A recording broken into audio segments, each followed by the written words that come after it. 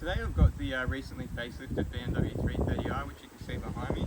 So what I'll do is, as usual, I'll take you around the car first of all to show you around the car, and then we'll jump in the car and I'll show you the inside, and then what we'll do after that is we'll take it for a drive and I'll tell you what I think of the car. So let's have a look at the BMW 330i. Having a look at the BMW here, it's a pretty attractive looking car. It's from the side, you can see slight sort of differences from the model it replaced, but it's more when you have a look at the front and the rear headlights, which I'll show you, that you'll see the big differences. So this one's got the M Sports pack on it. So you can see it's got the blue calipers down there. You can't actually see the M badging on there, but I'll show you when we look at the rear ones, you'll see the little M badging on there. This has got the 19-inch wheels on it, and they're using Bridgestone rubber. So normally most of the BMWs I've seen in the past have either had Michelin tyres or something else on it. So it's the first time I remember seeing some with the Bridgestone tyres. You can see it's got the M badging as well on the side there. And then we'll come and look at the rear brakes here, and you see that M badging there on the rear brakes. So this has got the 255 rubber on the rear and 225 rubber at the front there. So looking at the back here, you can see it's kind of got the similar sort of exhaust as the BMW 240. So it's got the quad exhaust there. And then this is where you can see the difference here between the old 330 and this new facelifted version. So the lights have got a bit tinted out there, and they look a bit different there at the rear. Come back around the side here just to have another look at the side of the BMW there. And as I said, it's a good looking car. So you can see it's got some nice lines on there. And then what we'll do is we'll take you around the front here to have a look at the front. So looking at the front there, the lights are again just slightly different than the BMW it replaces. You've got some LED fog lights down the bottom there that you can see. You can see it's got the sensor there for the collision assist and also the adaptive cruise control there. And again, it's got, what you'll notice here is the grille is fully covered here. So what happens is when the car's going a certain speed and the engine needs some air, this will open up and allow the air into the engine. So just back around the side here and just take another look. So let's jump in and I can show you what the inside of the car is like. So again, this has got the proximity key, so I can touch anywhere and it will open the car up for me. So don't need to press on that. I can touch anywhere and it's opening the car up. And side plate badging as well. So in the car, the first thing you can see is that virtual cockpit there. So it's a bit different from the 330 it replaces. The 330 it replaces didn't have any virtual cockpit there. And they've tried to make it look like it's all sort of one display with the sort of, when it goes onto the infotainment system, you can see it's kind of got that black wrapping as it goes onto the virtual cockpit and the sort of black wrapping on the other side to finish it off. One of the things here I've noticed is it's a tiny bit different is the control unit down here. So the iDrive system, it's a bit different from the 330 it replaces. It's got your start stop button. The gear stick's very similar to the ones it replaces. You've got your traction control here, then your parking camera controls here, and then also the automatic stop start that you can turn off. Then you've got different driving modes. So sport, comfort and eco. So obviously sport, pretty obvious. If you want to have some fun with the car, put in sport. Driving normally, comfort, and then eco is even more economically. Then adaptive adjusts to your driving and the way that you drive. So if you're more heavy on the throttle, it will sort of drive it more, and it will sort of change it more into a sports sort of mode. Then you've got the auto hold here, all integrated, as you can see, quite nicely. Your electric parking brake here, and then you go to the iDrive settings here, where you've got your different buttons that you can control the iDrive infotainment system. We just take you back to the infotainment system. I'll just show you through some of the options there. So quite a good sized screen. We go back to the home area and it will give us different options there. So you've got access to sort of media. You can connect your media and things like that. It can also do screen mirroring, so you can mirror your iPhone or Android devices straight on there and use most of the existing apps that are in there. You've got the navigation is obviously here, that you can just use the BMW navigation. You've got your car settings to have a look at the different things. So you can change the driver information, so you can have a look at the journey data and see sort of what your fuel consumption is there. My fuel consumption has been reasonably good in this. You can change you've got the sports display here, which is looking at the amount of turbo boost, oil, the G-force, and how much newton meters and kilowatts that the car's currently using. And then the driving style analysis is only enabled when you're in eco mode.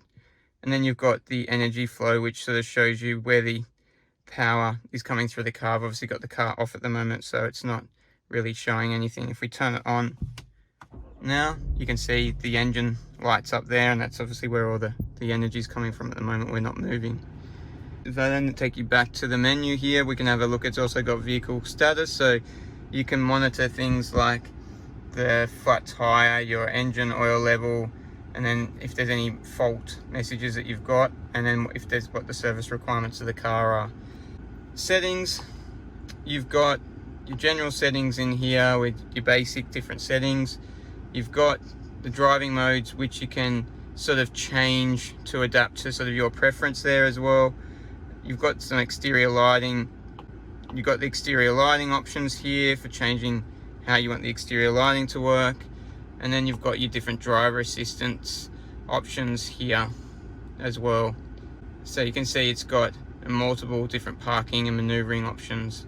The display, so you can change the display from, say, sports sort of view to either a more basic view or back to the sports view. So this currently it's on the sports view at the moment. And then a few other options with the brightness and things like that on the instrument cluster. Then we've got your door access settings, so just, what doors open and close when you press the buttons on the remote. And then you've just got the sort of alerts that you can turn off with the rear seats, where the people have got their seat belts on, their seatbelt reminders, you can turn on or off in the rear. And then you've got climate control here, so different climate control settings. And finally, just what the certain buttons do on the remote. The air conditioning there, the buttons, they're a bit different from the one it replaces. And then down below those, you've got also the modes for the sound system. You've got one USB socket here, and you've also got the wireless charging there by just placing your phone on there, and it will start charging your phone. Obviously not as quick as if you had it plugged into the USB. You've got the 12 volt cigarette lighter there, and you've also got the two cup holders here. If you can cover all this up, and then it gives you that sort of carbon, sort of piano sort of style look here, which I don't mind. And that sort of comes right out onto the passenger side of the dashboard there as well. One of the things I don't like about the styling of this car, it's my personal opinion, is these honeycomb speaker covers. I kind of think that makes it look a bit cheap. And to be fair, one of the other things I thought is the plastic around here looks also a bit cheap and feels a bit cheap as well. So that's a bit disappointing from a BMW. Again, I'm not sure if I like those speaker covers there on the side doors. And then you've got obviously your handle and things like that. The seats, really nice seats. They're really good and comfortable. You can actually change, at least in the driver's seat, how much you get tightened in here. So these will actually, the lips on the side here, you can tighten in closer to you if you feel like you need more of a sporty sort of feel. But you can see the seats there, so I think they're quite nice.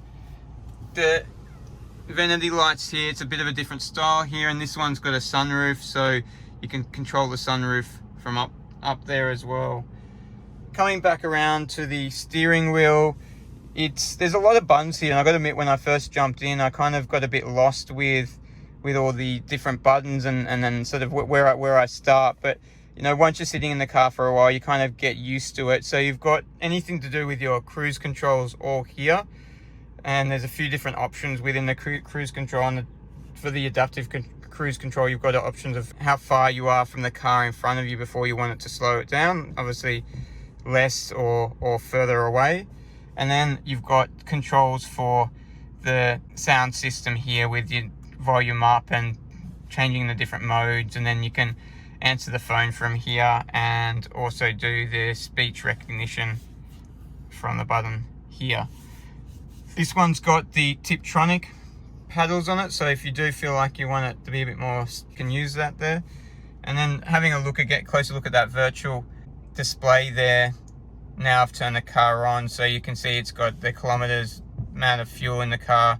This one, as you can see, is only just got over 2,000 kilometers, pretty much brand new. And then you've got your temperature, and you've also got the map display in the background there. Right down here, you've got obviously the vents, and then they've gone away from the traditional sort of light switch to buttons here. So you've got a whole variety of little buttons there for the different light settings.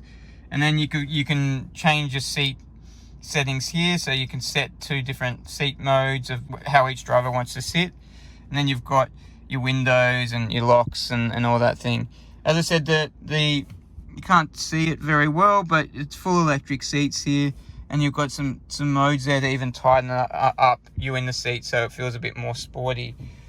The glove box is a reasonable size here, and then you've got your mini USB port in there for the newer phones if you want to plug that in.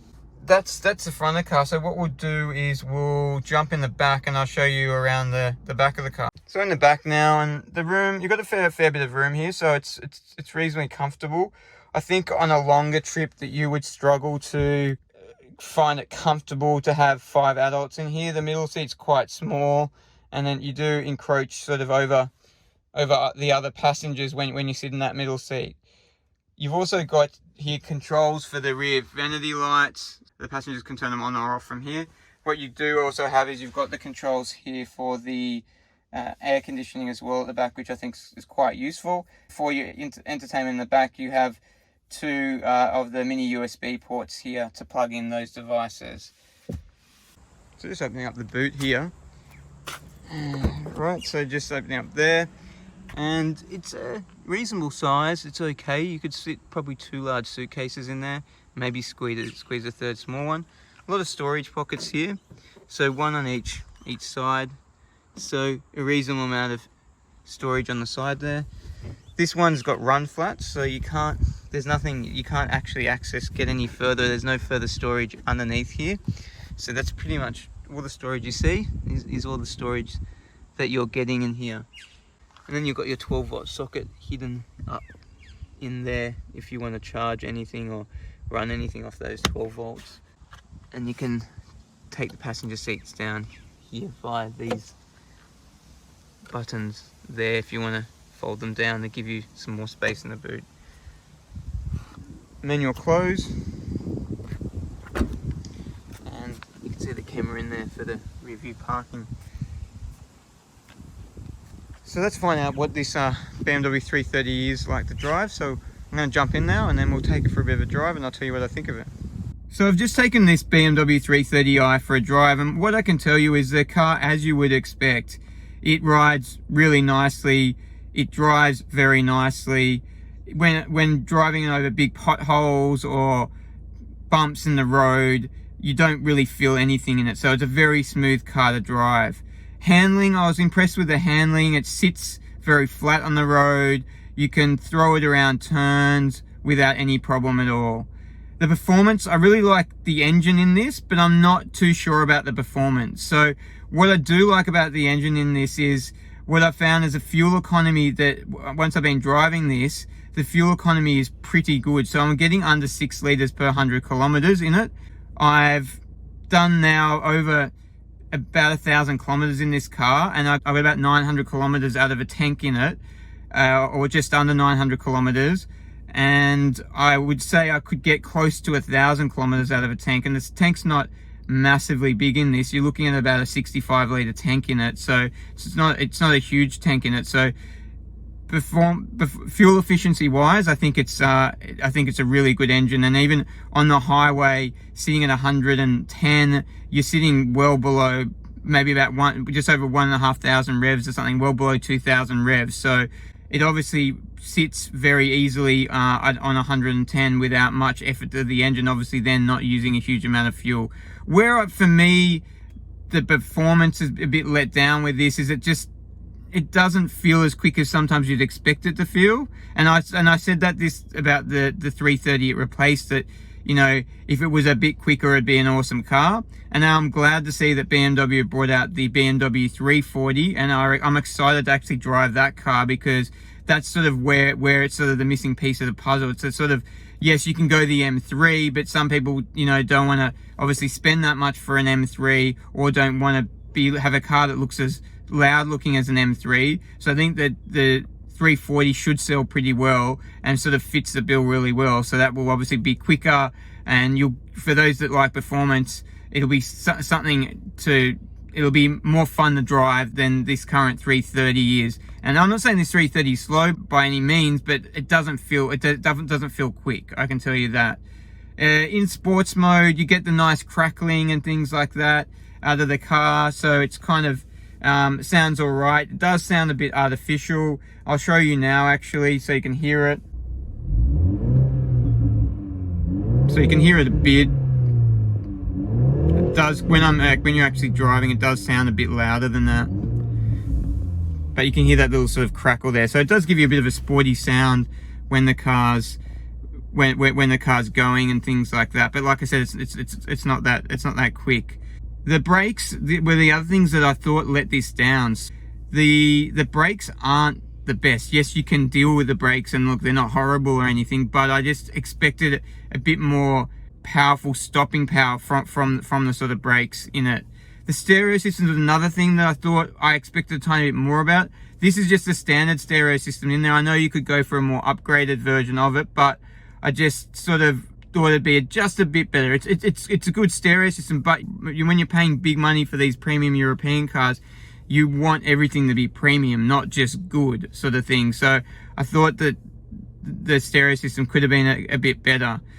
The good thing about this is that you also get the 360-degree view, reverse camera view. So I'll show you that now. So you can see here, it just shows you all around. So the previous model didn't actually have that. Some strange things about it. I didn't see this one, whether it's an option or not on it. This one doesn't have any of the fancy interior LED lighting or anything like that. So I thought I would have expected that this did have that in it, but it didn't have that in it. One of the other things I was a bit surprised about is there wasn't any actual new technology. So when BMW were bringing out this, they spoke about bringing out all this brand new technology, or having a lot of technology available in the next sort of 330, which is this 330. But to be honest, it's pretty much the same technology that you have got in the past one, and there's nothing really out there or that you haven't seen before. Like, it's more than enough technology, but I would have expected it to sort of maybe have something that I hadn't seen before, or something that was a bit out of the ordinary on this, just to give it a bit of a sort of leverage over the other brands it comes up against.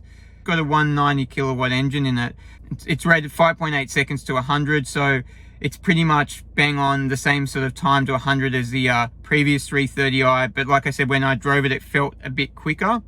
All in all, I think that this BMW is a really nice car to drive. It's a lovely car, comfortable, looks nice inside, looks nice outside. If you're after a performance car, this is probably not the car for you.